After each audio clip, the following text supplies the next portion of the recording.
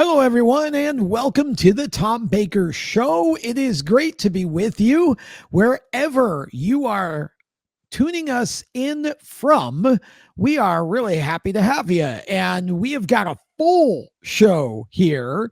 Um, this is really going to be quite an interesting show for a couple of reasons. One, we are going to talk NASCAR and trial, but not until later on. We're going to start with some short track stuff because, boy, have the short track wires been burning up with news and controversy, all that good stuff.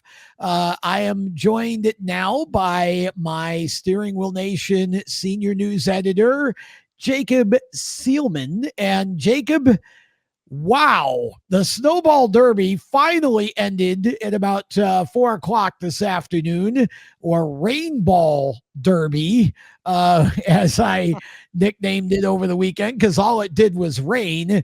And Jacob, before we even get there, I know that look, and that look says you got something of breaking news. So go ahead and hit your sound effect, Jacob.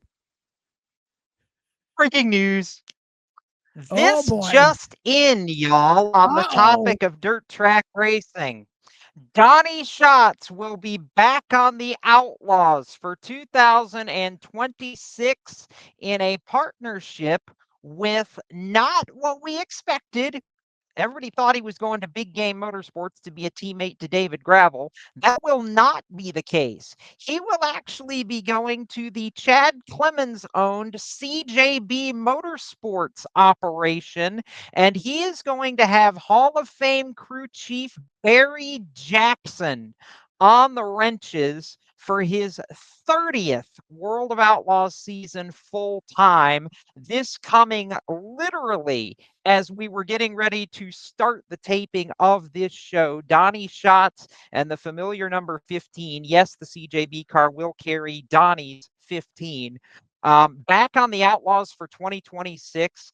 I'm going to be particularly interested, Tom. And Barry Jackson has worked with the likes of David Gravel, Paul McMahon, and many other very, very talented sprint car drivers over the years. CJB's got 52 World of Outlaws victories on tour over the years. They last ran full time 2 years ago with Spencer Baston. This is a big deal. And this is, if it wasn't going to be Big Game Motorsports, this is arguably the biggest place that Donnie Schatz could have landed for 2026. I think he and Barry Jackson could well be a very, very interesting pairing to watch. Wow. That is a bombshell to start this show. I did not have that on my bingo card for 2026 for Shotzi, but I'm inclined to agree with you. But that is absolutely crazy. And the fact that it gets announced as we lead into PRI week here, Performance Racing Indeed. Industries Trade Show happening at Indianapolis this week. And so we'll have a slew of major announcements that will go on. And of course, the show actually starts a little bit later this week, but everybody is preparing, and the news cycle of breaking news will be endless, I'm sure, throughout the week. But that's a tremendous pairing. And I guess I'm not surprised to see Donnie Schatz running the Outlaws tour rather than High No, Limit. that part wasn't. Uh, Yeah, that part wasn't surprising. It was just the CJB piece of it that really got my attention.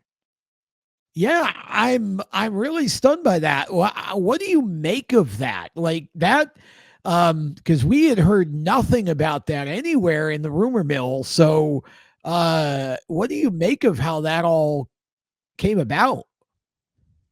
Well, what I make of that is, and we saw Donnie run a little bit with Big Game.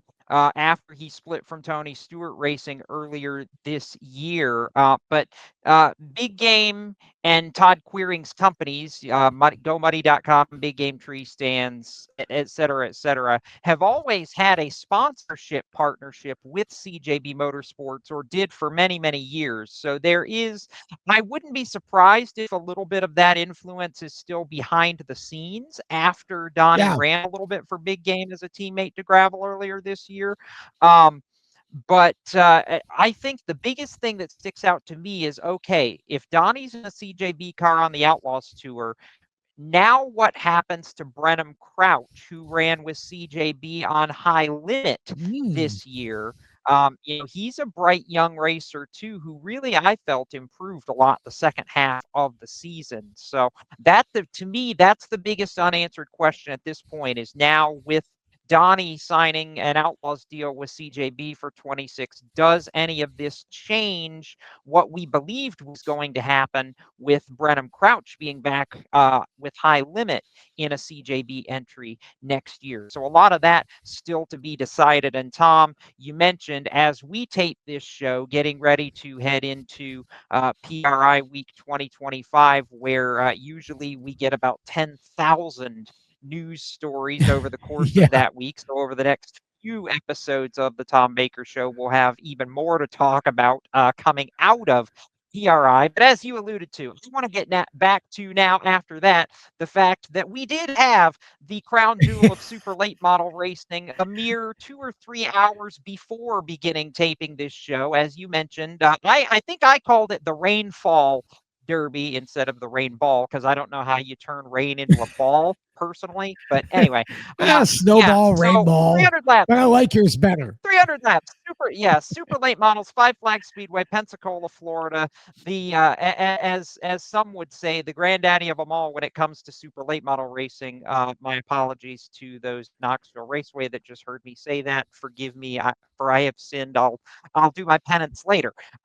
Stephen Nasse versus Ty Majeski, because it seems like it's always these two over the past 6 or 7 years when it comes to the end of the Derby. And wouldn't you know it, a snowball Derby ended in controversy. Again, who would have ever thunk that? Ty Shocker. Majeski dominates this race, leads 223 of 300 laps, including a stint in the middle of the race in between caution flags where he led 100 laps all in a row in that 91 car on older tires, I might add. This thing was good on new tires, on old tires. The only thing that threw me off all day was the fact that he debuted the Menards sponsorship on it that he's going to have at ThorSport Racing in the Truck Series next year. So instead of the traditional black and white 91, I had to look for neon yellow, which wasn't hard to find. It just really broke my brain a couple of times. But suffice it to say, Ty Majeski had this race in the bag. He led by 5 seconds at one point, but he jumps 2 late restarts, Tom, and in my estimation, literally throws this race away. When you have a car that dominant, there's no need to play games on the restarts, even when you have Stephen Nasse alongside you. I don't think there was any way Nasse stays close enough for Majeski to have to worry about this. And yet he jumps 2 restarts, gets black flagged. They stop scoring him. Stephen Nasse is flagged the winner. Ty tries to protest, which gets thrown out. Nasse, who was, by the way, failed post race tech after crossing the line first in 2019 when he lost the race that year because of tech, gets it back off somebody else's misfortune this year, and finally, in his 15th try, gets the Tom Dawson Trophy. The only driver that maybe wanted and was lauded as a driver that was looking and has been looking for the Snowball Derby win more than Stephen Nasse is Bubba Pollard. Nasse, arguably the second biggest figure in super late model racing, and gets the job done to the tune of 50 grand. I mean, and I've heard the crowd, I in person heard the Pensacola crowd boo Nasse a lot. I didn't hear much other than cheers when he climbed out in victory lane at the end of this one, Tom. I mean, that crowd absolutely loved it. Well, first off, I'm going to tell Steven that you called him the second biggest figure in late model racing. He's probably not going to be happy about that because he's lost some weight here lately. But yeah, Yeah. Steven was phenomenal. But the race definitely was all about Ty Majeski, right? And I agree with you totally For sure. that Ty did not need to jump either of those two restarts. He had stunk up the show by leading 223 laps. There was no question that he was going to win the race unless Stephen Nasse turned him, which isn't really out of Stephen's it's something you've seen from Steven before, right? But I don't think he'd have caught him. I mean, Ty was phenomenal No. on every restart, and I think he had the race won. But here's my take on this. I hate restart boxes. Restart boxes are so dumb. I don't know who thought we needed them, but for decades, the flagger threw the green and then everybody went and restarted the race. I don't know where we ever got into this restart box crap, but all it does is cause problems like this. And so I obviously can't defend Ty Majeski, but I don't know. It just every time we have one of these moments where somebody jumped 3 inches too early, right? It just drives me crazy. So the first one was more than 3 inches too early, Tom. Let's be real. And Ty admitted in his Ty the first one was 3 car lengths. Yeah, absolutely. Yeah, and Ty admitted to that one. The second one was borderline, but I watched the video back a few times afterwards, and I see why they called it, and I think it was the right call. Oh, it was honestly. a great call. It was the right call. I'm just not a fan of the box. I think you eliminate a lot of this crap when you have the flagger throw the green. That's all I'm saying. Yeah. But I mean, the race itself, because of Majeski, was really not that exciting because there was never a moment really once Majeski got out front where I thought for a second he was ever going to lose the race unless something happened. Yeah. But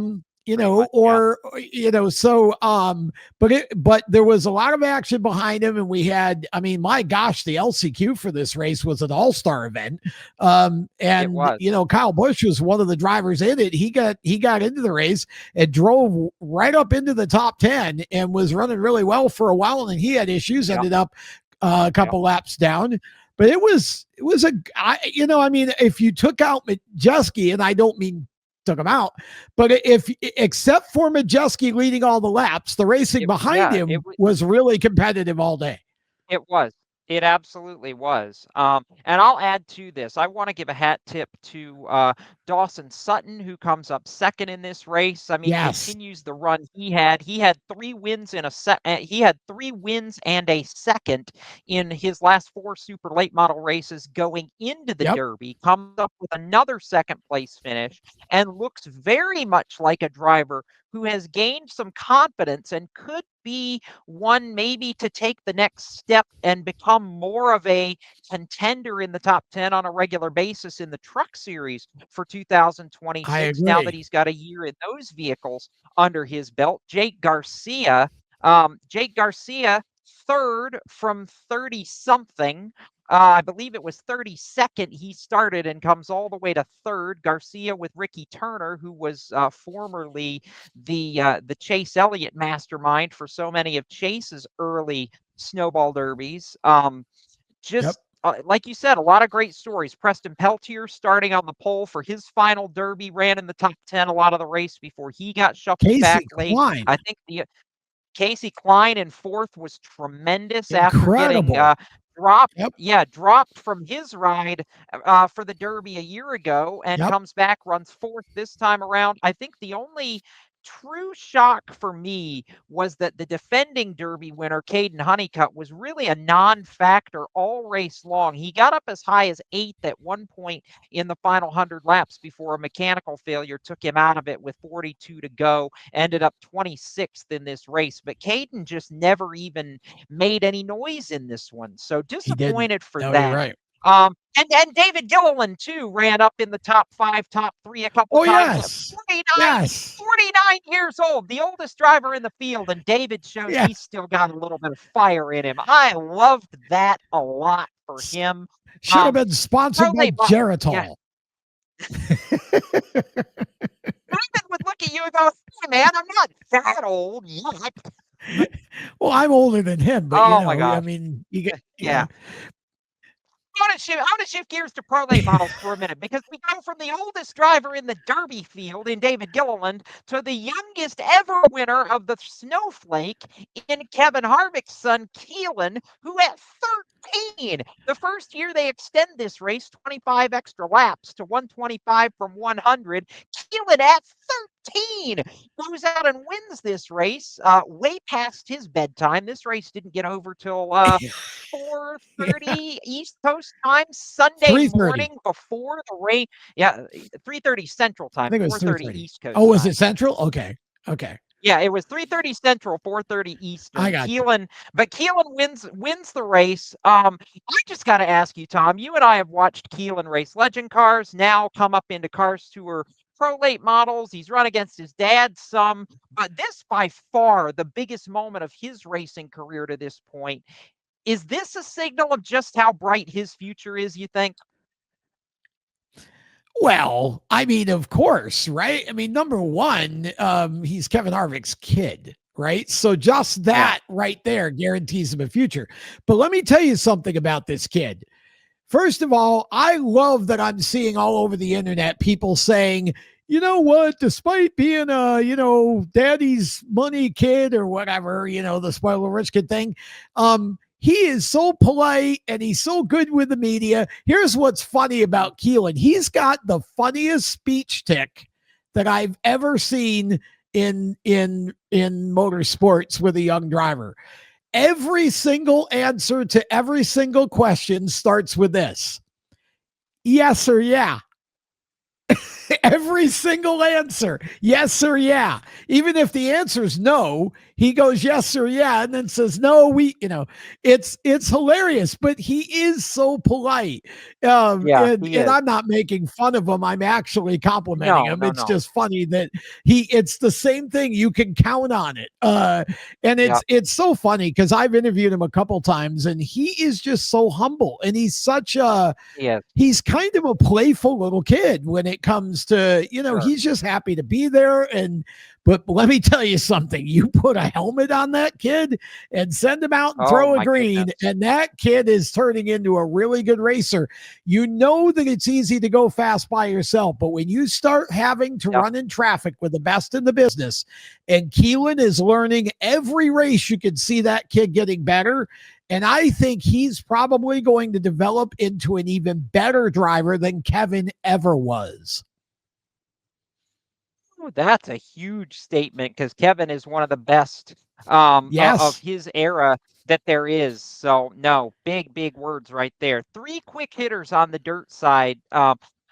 Bobby Pierce takes home the $70,000 top prize for dirt late models in the Gateway Dirt Nationals at the Dome in St. Louis. Great Led race. every lap of the finale. Yeah, except for Bobby Pierce, it was a great race. Kind of like except for Right. Ty Majeski, the Derby was a Exactly. great race. Bobby led every lap of the finale on Saturday. It was his 32nd overall dirt late model win this season. 32 for the 32 as we've kind of dubbed it.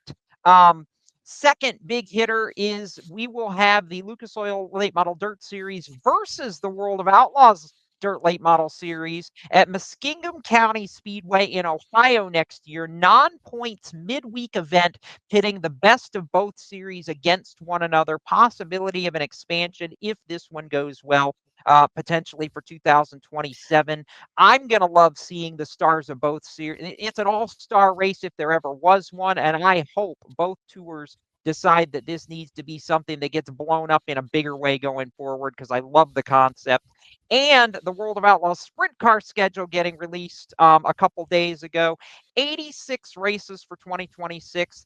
The biggest news for me, the short track nationals, which for a long time was at I-30 Speedway in Arkansas. It's since moved to Texarkana 67 Raceway, now promoted by former driver turned track promoter Tim Crawley, is going to be back with 410 sprints as an Outlaws show in 2026. And the biggest fear that I have with the Outlaws, Tom, possibly no races in California for the first time in decades. And that scares me a little bit for how many strong Outlaws competitors through the years, the Buddy Kofoids, the Carson and Cole Macedos of the world, have come out of the Golden State. It would break my heart if we don't have an Outlaws race in the state of California next year. Yeah, I'm not really too sure what to make of that. But I know that in this day and age, in my opinion, it doesn't really matter whether there's a race there or not. Obviously, if you're from there and you're racing sprint cars, I first of all, I think eventually you're going to see some races added there. But even if we don't, I mean, I still think you're going to get those drivers coming out of California to race with the Outlaws. I don't think High Limit's going to own the state of California or anything. As to the World of Outlaws late model and Lucas Oil match race, if you will, I hope more series and short track racing see this and decide to do the same thing, because doggone it, short track racing needs this kind of co-promotion. And it's good to see that two series can actually set their egos aside long enough to do something for the good of the sport as a whole, which is going to bring them both a whole bunch of publicity. So I am super excited about this, and can't wait to see that, and hope that it is the first of multiples. And on that note, we are going to step aside. When we come back, we're going to carry on with much more of the Tom Baker Show, including some talk about NASCAR and a couple of cool conversations for the last lap later as well. Stay with us. For over 50 years, FHS Superior Synthetic Oil has powered high-performance engines with unbeatable protection and speed. Whether it's drag racing, go-karts, sprint cars, stock cars, or your daily driver, FHS stands for high speed and delivers every time. Their advanced synthetic oils boost your engine's responsiveness, acceleration, and efficiency, giving you the winning edge on every lap. Visit FHSoil.com today to find the right products for your engine. FHSoil.com. Attention track and series owners, elevate your fan experience with the TrackTune app. TrackTune works with your PA system. Fans and teams at the track can hear the announcers through their phones, ensuring everyone hears race calls, sponsor plugs, and more during race nights. It's simple to set up, affordable, and free for fans to download and enjoy. Visit tracktune.live for all the details and join tracks nationwide on the app today. For race fans across the United States, GetInTheStands.com is the place to find racetracks where you live and where you're traveling. Just go to GetInTheStands.com and enter your location. You'll see the tracks within 100 miles of that point, either as a list or on a map. GetInTheStands.com is 100% free to use and mobile friendly. So whether you're on a computer, a tablet, or on your phone, there's no need to download an app. To find racetracks across the United States, open your web browser and head to GetInTheStands.com. GetInTheStands.com, your racetrack directory.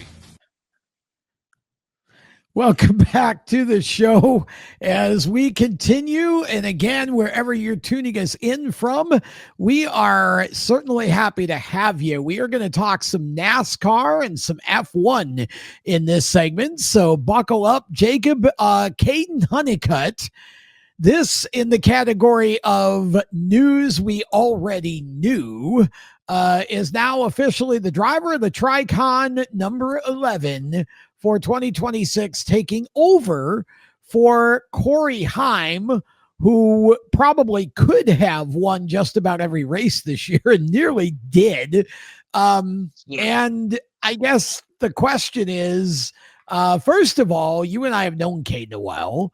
Can you believe, because I can't, honestly, can you believe this opportunity for him?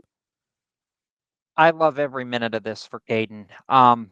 Me too. He has busted his butt to get to this point, and he called Yes. this He called this to me not long after the announcement. A career opportunity for him. This is the chance for him to show what he's made of in absolutely the premier equipment in the sport in that series. Um, I don't think it's a stretch to say that he's the championship favorite, at least preliminary, going into the 2026 season. That equipment with crew chief Scott Zipadelli, and we've already seen Caden can adapt very quickly. Look what he did in the Friesen 52. He jumps into that equipment and ends up making a championship 4 run, goes on to finish third in points in with a team that he only had 7 weeks with. At the end of this season, after running the first 2/3 of the year with Nice Motorsports, I'm saying right now that barring the earth opening up and swallowing the truck series, Caden Honeycutt is going to be back in the championship 4 next year and have a shot to run for a title with Tricon. And I don't think that that is an exaggeration by any stretch. That 11 truck is as good as anything in the sport right now, and I think Caden will continue that 1000%. Oh, I agree. For those who aren't familiar with Caden, I mean, so many fans just sort of automatically lump all of these young kids into the sort of, rich daddy sort of thing. That's not the case for Caden at all. Caden had to work very hard and produce wins in multiple divisions on multiple surfaces, dirt and pavement, that is, to get to this opportunity. And it's incredible to see somebody like Caden from Texas, blue collar kid, to be able to finally get a shot in top equipment. Now, the interesting thing is, Jacob, that the sort of burden that goes with this blessing is that you're in the best truck in the sport. Now you got to produce, right? So the pressure is going to be on Caden to go and finish races. Not so much win every race. Nobody's going to expect him to go out and have a Corey Heim season, but finish races. And that's going to be where Caden's going to have to make the biggest jump, because, that's always been, and a lot of it's just bad luck, but he's got to finish races. He's going to be expected to run for championships in this truck, and I think he can. I think he can too. Absolutely. In other news that is familiar to everyone right now, the 2311 and Front Row versus NASCAR antitrust courtroom lawsuit is now, as we tape this show, in its second week. Among those that have already given testimony and been on the stand: Denny Hamlin, Scott Prime from NASCAR, Steve O'Donnell from NASCAR, Michael Jordan, Heather Gibbs, and others. And I'm curious, Tom. I mean, we've had a lot of material now in 6 days in the courtroom. What do you feel the vibe is from everything that we've seen? I think one of the biggest points from the first week is that Michael Jordan finally laid out why he even decided to take NASCAR to court in this lawsuit, where he said permanent charters were a point of contention and feels they're a necessity in this environment for teams to be successful from a business standpoint, and that NASCAR was not in consideration at all in wanting to institute those, as well as a lack of governance from the team side, wanting the teams to have more of a voice in the sport as a whole. I mean, what from everything that you've seen, what do you feel the vibe is right now? What do you are the teams gaining momentum here, do you think? Well, before I answer that, can you and I at least agree that this whole last week or 7 or 8 days has taken silly season to a whole other level? Can we at least agree on that, if nothing else? Yes, we can. And Judge Bell is out of his mind with some of this stuff. He wants the teams to be done by Friday of week 2. I don't think that's going to happen. They don't. Nobody thinks that's going to happen at this point. And Judge Bell says if we get to a third week, he thinks the jury's going to revolt. I don't know. I guess we'll see. Well, I don't know if the jury will revolt or not, but I'm sufficiently entertained. That's what I know. But to answer Yeah, your fair enough. question, I honestly right now, I mean, because there's two things here. First of all, there's the court of public opinion. In the court of public opinion, I think unless you're just a Denny Hamlin or Michael Jordan hater, because I mean nobody hates Bob Jenkins or anybody in Front Row, right? Exactly. Unless you're just a hater of either of those two, in the court of public opinion, NASCAR is getting destroyed right now with just the texts and the things that have come out, right? But legally, we got to remember this all has to rise to the legal level of antitrust. And I don't know if legally, even though we see monopoly, there's a difference between monopoly and antitrust. And so I don't know that this, I can't really say where we're at legally here yet. But I can tell you this, I'm sure NASCAR is regretting this whole thing because, like I said, a lot of the texts and the things that have even been said as the folks have testified, it does not look good for NASCAR right now. It's certainly not a good look at all. No, not at all. A lot still to be decided, obviously, on that front, and there will be more to follow for those that are looking for the information. We'll have more to follow on steeringwheelnation.com as this continues to roll on. Formula One, you mentioned, Tom, we were going to get there. Finished their season up in Abu Dhabi. Max Verstappen wins the battle, but does not win the war for Red Bull. That answer goes to McLaren's Lando Norris, who wins his first F1 World Driving Championship by 2 points over Max in the end. 35th different champion in the sport's history. So I will ask you, now that McLaren has swept both the driver and constructor crowns, Tom, for the first time since 1998, is this the start of a new era in F1?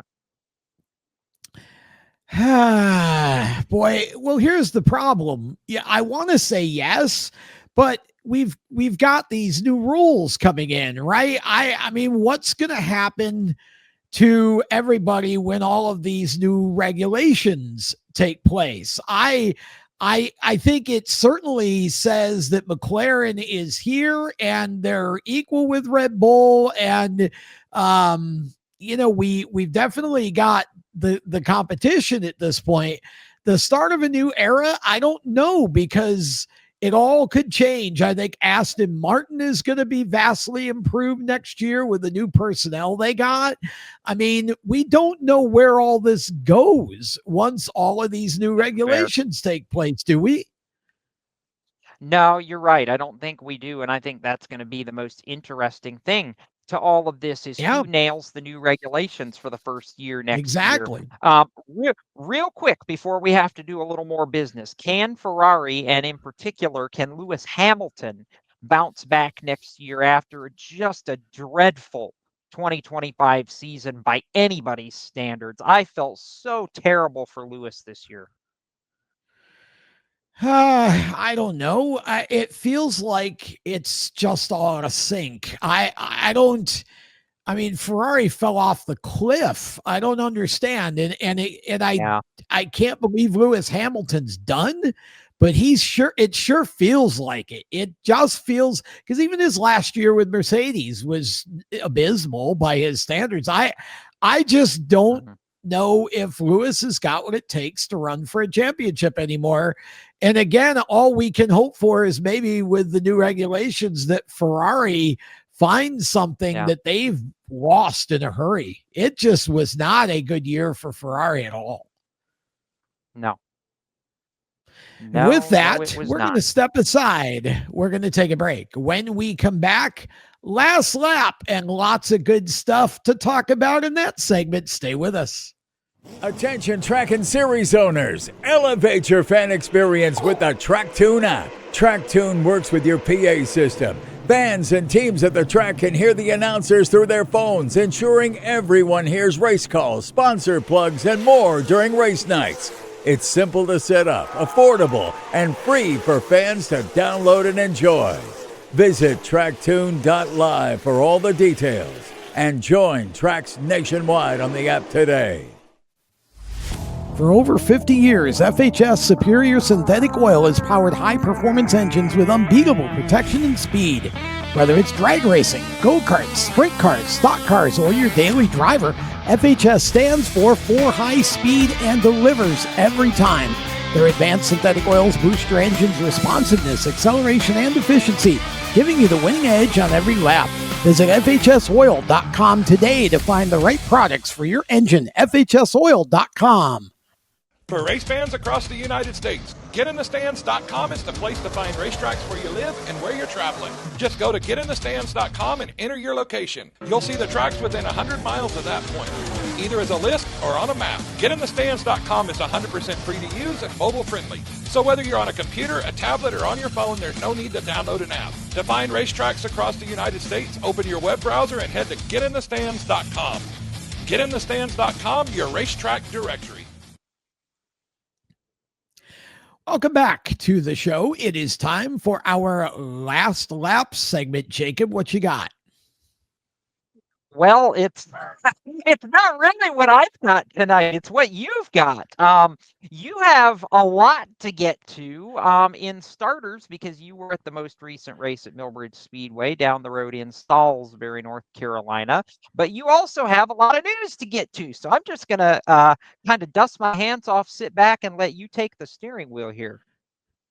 Oh, okay. Well, that we can do. So let's start at the Millbridge Speedway, as Jacob mentioned, just up the road a piece here in Salisbury, North Carolina. They had their first race of their Winter Series this past Saturday. Lightning London McKenzie, who made his name in legend car racing with a national championship, and has won now 2 races at Millbridge this season on the dirt for Kyle Beatty Racing an SKE chassis, picked up the win in his winged micro debut, brand new car, first time with a wing on top for London at Millbridge. He cruised. He was half a track ahead at one point over Tyler Lupton and Gavin Marlin. Colt Bailey also won his first ever micro sprint feature in the R micro class, beat out Riley Hutchins and Carter Smith. Rocco Zipadelli, the son of NASCAR Craftsman truck crew chief Scott Zipadelli, won the PRC box stock main over Thomas Mullins and Will Spencer. Coco Halpane scored the victory in beginner box stock over Mikey Speeney and Wyatt Tucker.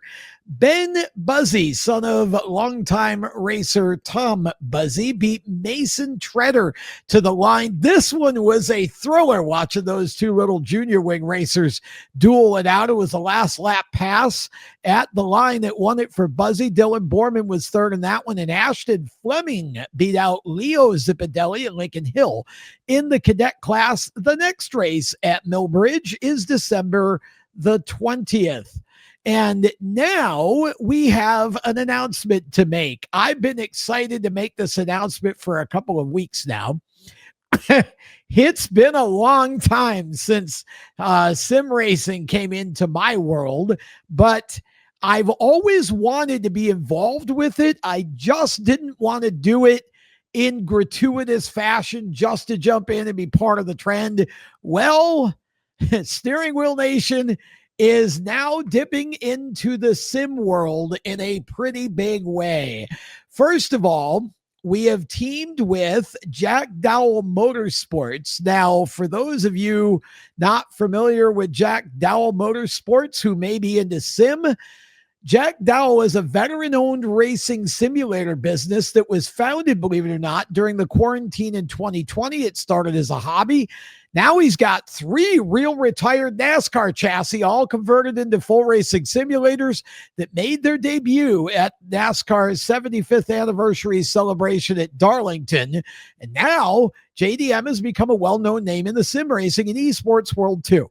And so we are teaming with Jack Dowell Motorsports to put on a 12-race NASCAR Craftsman Truck Series Sim Series on Friday nights beginning January 9th. We're going to run one show a month on Friday nights. And The 4 of those races will support charitable causes. Each winner gets a trophy. The winner view will be featured on this show, and we'll have pre and post race coverage, team features, and more as the season rolls on. And also, there is a second series. Holy cow. We have got a second series. It is NASCAR type modifieds at the Oswego Speedway. It will be a wintertime series only, hosted on the legendary Fast 5/8 of a mile on the sim. Expect appearances from several real Oswego drivers who will test their digital skills, and at least one legend of the Speedway. And again, trophies, TV coverage, pre and post race content. It's all part of the Inside Group Pit Pass, the first ever motorsports fan community that's launching on Monday, December 22nd. And it will be $9.95 a month. Subscribers will get exclusive content, both sim racing and real short track racing, contests, live events, product discounts, opportunities to compete in the sim leagues, no algorithms, no spam, just racing and fun. The Inside Group Pit Pass is going to be part of the Steering Wheel Nation Media Network. And again, the community is open to anyone that wants to join. It is an actual fan-first community. Will function much like a Facebook group. We're going to have live events, audio chats, video, all kinds of stuff, plus exclusive content found only inside the community. And of course, you'll have to be a member of the community in good standing in order to compete in the 2 sim series. But we're trying to do something a little bit different for the sport and bring some fans together in a way that takes us just for a little while every day off the socials and away from the algorithms and all of the crap, honestly, that gets forced into our feeds there, and into a place where we all could just get together, talk racing, and have a good time.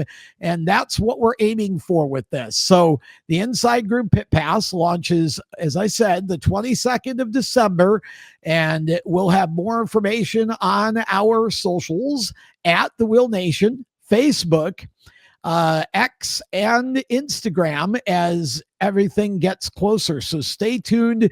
But we're excited to work with the folks at Jack Dowell Motorsports. My UK driver, Finn Robinson, who is part of our SWN driver family, is actually involved with Jack Dowell. And he and his partner, it's going to be a lot of fun to do that NASCAR series, but I'm going to enjoy the Oswego series just as much. So that is a bit of news that we've been wanting to release for a couple weeks now. But Jacob, you were involved in the sim world for a while, and hopefully maybe we'll get you to do a drop-in now and then on the series, calling the races with me. But it's a pretty big deal for Steering Wheel to get involved in sim, because it's something we've talked about for a while. I just didn't want to do it just to say we were doing it, but now we got the right people. Yeah. You and I talked about that, and it's funny that you say that. Talk about a throwback. That's pretty much where I started, was covering the eNASCAR Pro Series for years. And of course, our SWM producer, Chris Murdoch, and I teamed up back in the old LSRC That's right. days. So, that's right. yeah, That's how we all met. Yeah. That's yeah, right. well, you're right. That's it. Okay, well, we're back in the sim world in a big way, and we're excited about it. So stay tuned to our SWN social channels for all the information, and we're looking forward to starting the new year with all of that. So again, for more great content, steeringwheelnation.com, at The Wheel Nation on Facebook, X, and Instagram. Until next time, for everyone here at Steering Wheel Nation and our PowerTube TV folks as well, I'm Tom Baker. So long.